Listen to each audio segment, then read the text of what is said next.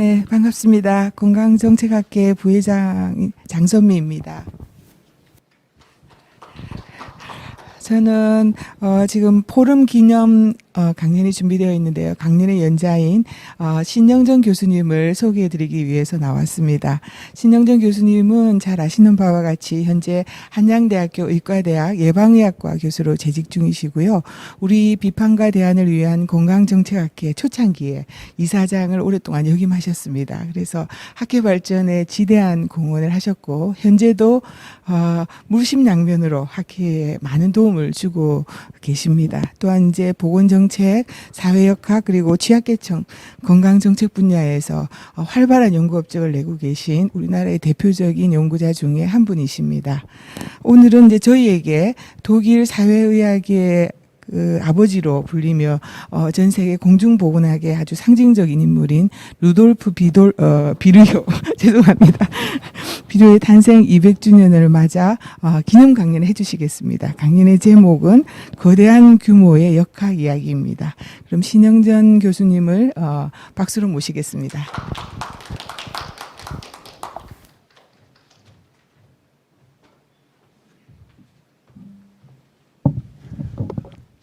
예, 방금 소개받은 한양대학교의 신영전입니다. 나백주 회장님이야 새로운 건강정책학회 집행부가 꾸려지고 이렇게 의욕에 찬 계획으로 이 포럼이 진행된 것을 기쁘게 생각합니다.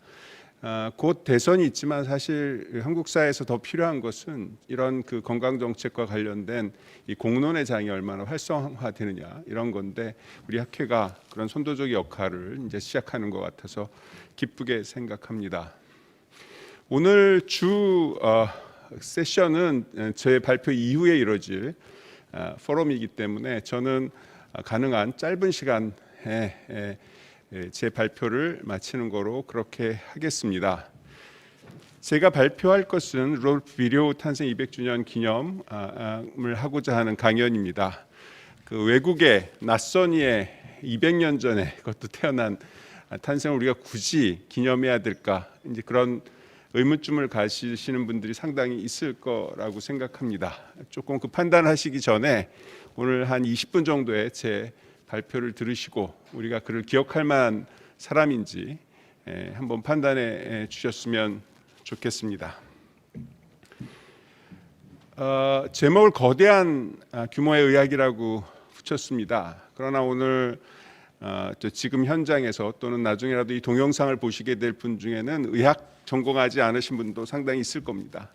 그런데 이 시기의 의학은 아직까지도 보건학, 간호학, 공중보건학 이런 것들이 분화되기 이전의 시기의 표현입니다. 그러니까 굳이 현재로 얘기하자면 공중보건, 사회정책, 그다음 건강정책 이런 것들을 모두 아우르는 표현이다.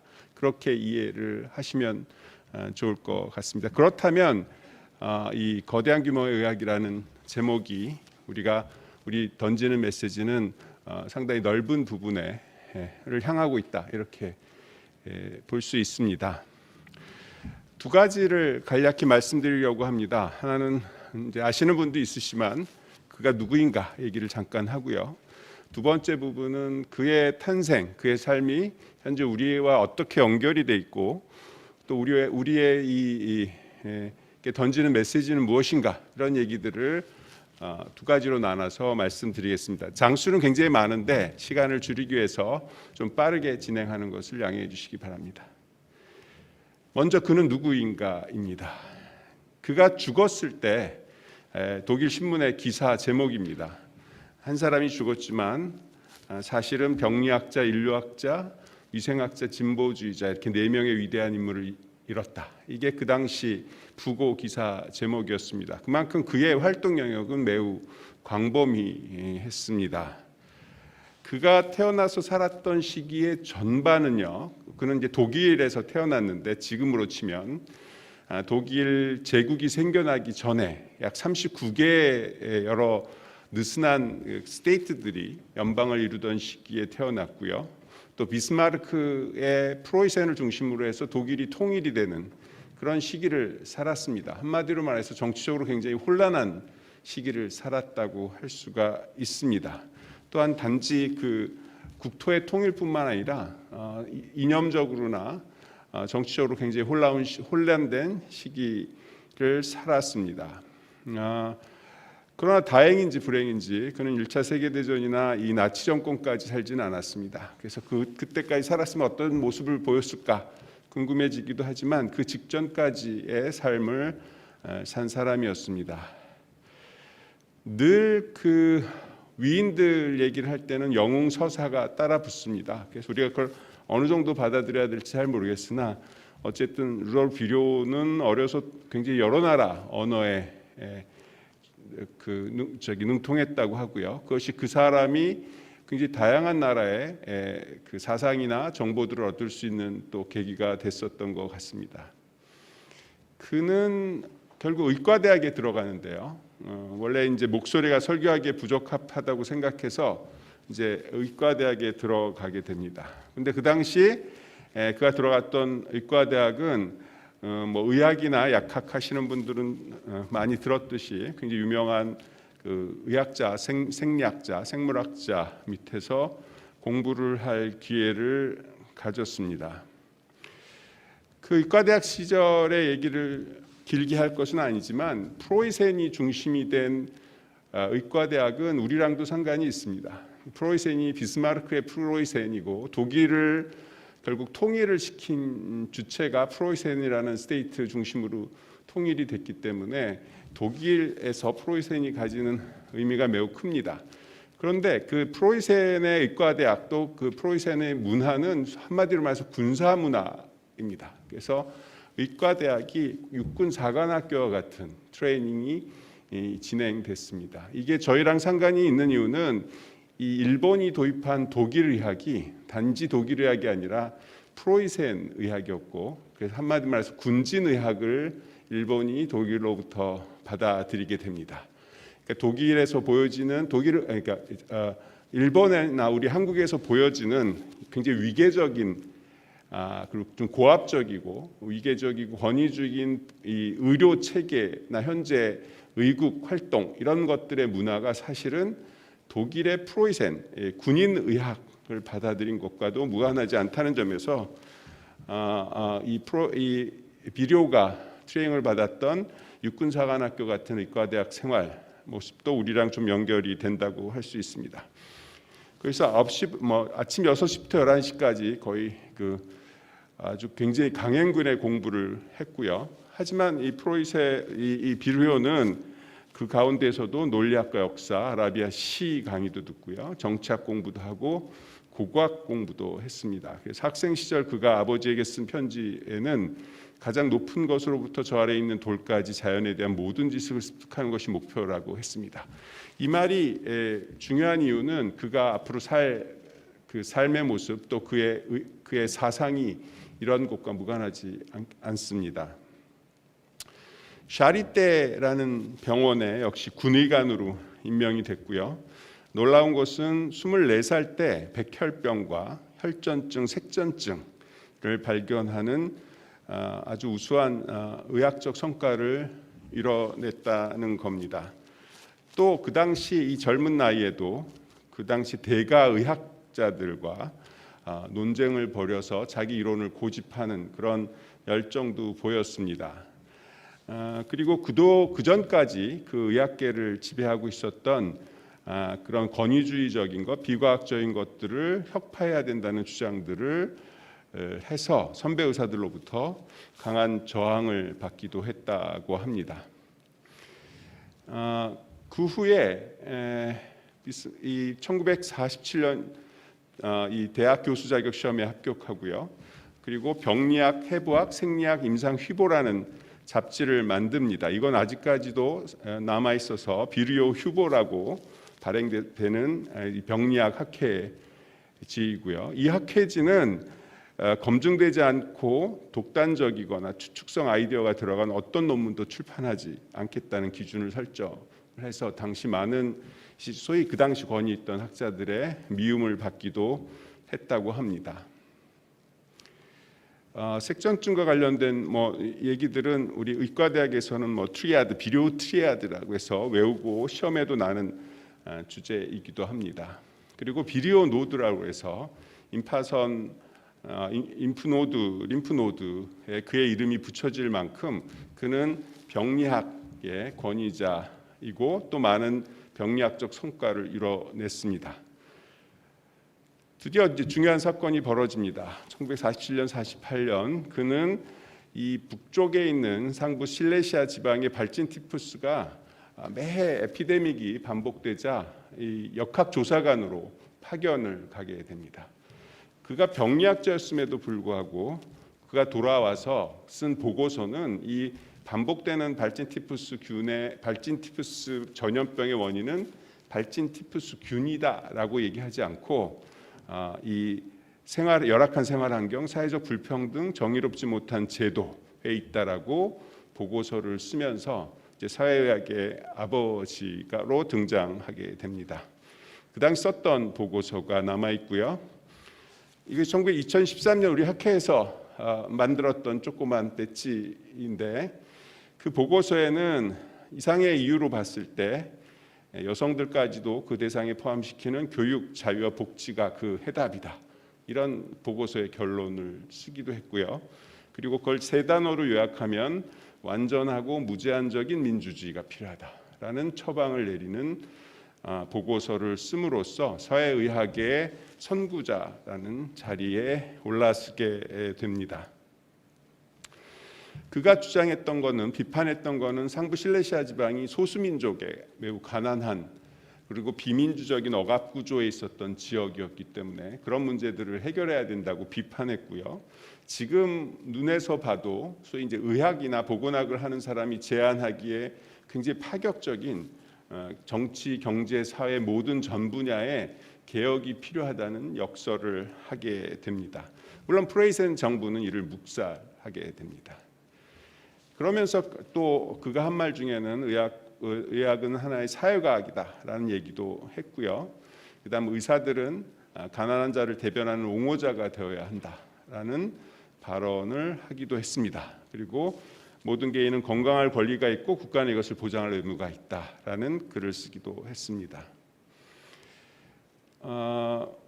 이에 비슷한 얘기고요. 그가 보고서를 제출한 8일 후에 베를린으로 돌아왔을 때 그는 1848년 3월 혁명에 참여합니다. 1848년 3월 혁명은 프랑스의 혁명과 비견되는 그런 혁명이었습니다. 그리고 1848년은 여러 가지 의미 있는 해인데요. 영국에서는 최초의 공중위생법이 통과되기도 했고 또 공산당 선언이 이루어지기도 했고 굉장히 격동하던 시기였습니다. 그가 권총까지 입수해서 여기 베를린 지도인데 이 거리에서 바리케이트를 치고 이 혁명에 참여를 했었습니다. 아시는 분은 아시겠지만 미국의 우리 학회와 매우 유사한 성격을 가지고 있는 모임이 있습니다. 미국 공중보건학회 내에 1848의 정신이라고 하는 하버드 대학 보건대학원의 낸시 크리거 교수가 주도하는 그룹들 모임이 있습니다. 그 그룹이 채택하고 있는 기본적인 이론적 모임이 크리티컬 시어리고요.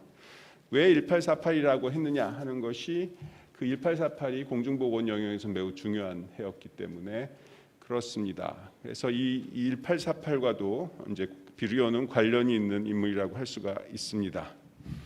그러나 그 3월 혁명은 실패합니다. 그래서 결국 비리오는 좌천당해서 시골 학교로 가게 돼서 거기서 좌천당하게 됩니다. 근데 마지막으로 그 의료 개혁이란 잡지를 이제 폐간하면서 우리는 이 이슈를 포기하는 것이 아니라 단지 상황을 포기하는 것이다. 그러면서 시골에 들어가서 병리학을 갈고 닦게 됩니다. 그래서 그가 병리학자로서 활동을 상당 기간 하게 되고요.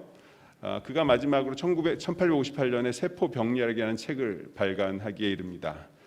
이 책은 뭐 베살리우스의 파프리카, 그리고 하비의 책, 그리고 모르가니의 책과 함께 가장 위대한 의학 서적 중 하나로 분류되기도 합니다. 생물학자이자 이제 병리학자가 된 거죠. 그래서 지금도 그 현대 병리학의 아버지라고 이제 불립니다.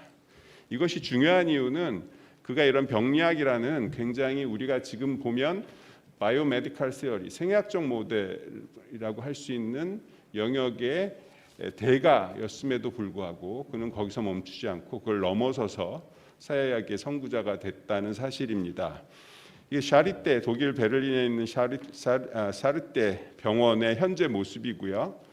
아직도 그 비류효의 병리학 연구소 건물이 남아 있고 그 앞에는 비료의 흉상이 있습니다. 비료는 또 그러면서 또 다른 길로 나가게 되는데 결국 정치가로서 활동하게 됩니다.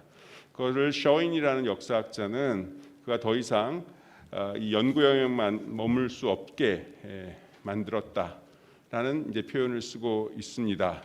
그 당시 베를린은 이 오물질 처리가 안 돼서 유럽 여행에서도 베를린 사람이 지나가면 베를린 사람인지 알았다고 합니다. 왜냐하면 몸에서 냄새가 났기 때문에. 그만큼 그 위생 상태가 안 좋은 베를린의 운하 체계를 이제 개혁하는 게 루돌프 비리오인데 이 모습은 당시 오물 밤에 여성들이 이 오물들을 그 베를린 그 강에다가 버리는 것이 이제 직업이 따로 있을 정도로 그런 상황이었고요. 그 베를린 강의 모습을 그린 사파인데 베를린 강은 엄청난 오물들로 오염돼 있었습니다. 이 루돌프 비료는 그가 가진 과학적인 근거와 또 그의 정치력을 동원해서 유럽에서 가장 위생적인 운하로 변화시키는 중요한 역할을 하게 됩니다. 그 과정에서 일화이긴 하지만 비스마르크와 끝없이 싸워야 했고요. 그래서 그 비스마르크와의 그 결투 사건들은 야사처럼 전해오는 이야기입니다. 그가 이제 비스마르크와 같은 시대의 정치가로서 살아갔고 그 다음에 과대한 군 예산에 반대했고 그런 평화주의자적 역할도 했습니다. 의문은 여전히 남습니다. 비스마르크가 사회보험, 의료보험 제도를 하려고 했을 때 비료는 별로 적극적으로 지지하지 않았습니다. 그게 왜 지지하지 않았을까? 이런 부분들은 여전히 남아 있는 숙제고요. 지금까지 제가 조사한 바로는 비스마르크의 의료보험 제도는 소위 노동자를 진정으로 위하는 형태의 제도가 아니었다라고 판단한 것이 아니었을까 이렇게 보고 있습니다. 그 후에 병원 열차 같은 것들을 만든 기록도 있습니다. 그리고 또 평화주의자로서의 면모를 보이기도 했습니다. 이쯤에서 끝나면 좋은데 그는 또 말년에 또 하나 영역의 선구자가 됩니다. 그게 의료 인류학이라는 분야입니다. 전쟁 시기에 프랑스와 이제 갈등을 겪으면서 프랑스에서 인종주의적 발언, 독일 민족은 대단히 인종적으로 열등하다 이런 발언들이 나왔을 때 초등학생 676만 명을 조사해서 결론을 내리는데 독일 민족이 더 우수하다 이런 결론이 아니라 그런 인종이라는 것이 사실 의미가 없다라는 이런 식의 결론을 내림으로써 그 당시 인종주의에 저항하는 실질적인 자료와 근거를 가지고 저항하는 모습을 보이기도 했고 또 의료 인류학의 선구자로 자리 잡게 됩니다.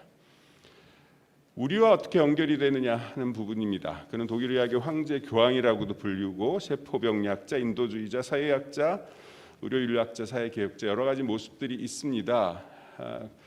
이제까지 공중보건이나 건강정책의 선구자를 누구로 할 것이냐? 그러면 우리나라를 빼고 주로 이제 서양 의학에서 들어온 서양 분야이기 때문에 주로 얘기하는 사람들은 뽑을 수 있는 사람은 사실은 피터 프랑크 같은 사람이고요.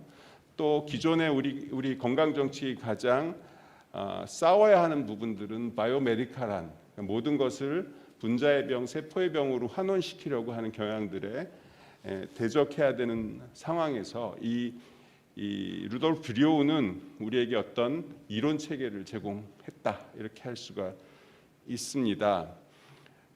그래서 그를 이제 역사학자 셔인은 환원론의 대변자이기도 했지만 전인적 환자 중심 철학의 대변가이기도 했다 이렇게 얘기를 하고 있습니다.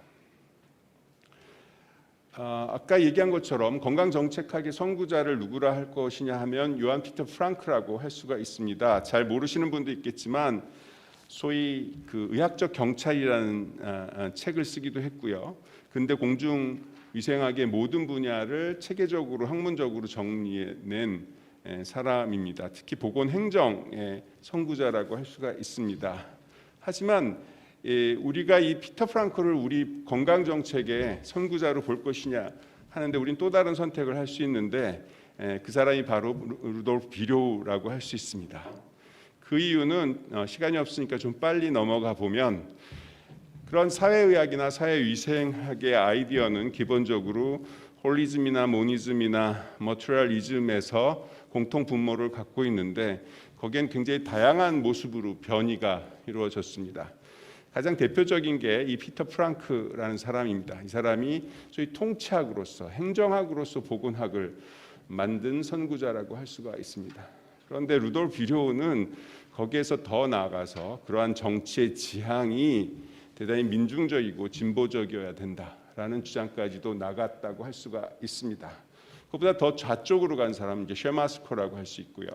또 이런 아이디어를 공유하면서 더 왼쪽으로 극단주의 우익으로 빠진 사람은 갈톤이라고 하는 우생론자들입니다. 그래서 우리 건강정책학이 약간의 방향만 틀면 우생학으로 변화할 수 있는 가능성이 있음을 또한 역사는 보여주고 있습니다. 이게 쉐마스코입니다. 소위 그 레닌과 함께 사회주의에서 러시아 혁명을 해서 장기간 소련의 보건의료 체계를 만들고 운영했던 쉐마스코라는 의사고요. 이 쉐마스코 역시도 이 피터 프랑크, 이 루돌프 비료의 기본적인 아이디어와 많은 부분을 공유하고 있습니다. 그는 진보적인 면에서 특히 피터 프랑크랑 좀 달랐는데 과학의 합리성을 지향하고 또 이론적인 진보성과 총체성, 중층적, 다원적 접근들을 강조했고 우생학에 대해서 반대했습니다. 그리고 정치 과정에서의 민주주의를 매우 중요시 여겼고요. 또한 인간적으로 매우 열정적인 인물이었습니다. 그의 일과를 보면 6시 기상에서 간단한 점심과 오후의 활동, 그 다음에 거의 2등석 개차만 타고 다니는 검소함이라든가 200권 이상의 책들, 굉장히 열정적인 하루하루를 열정적인 삶을 살았다고 전해집니다.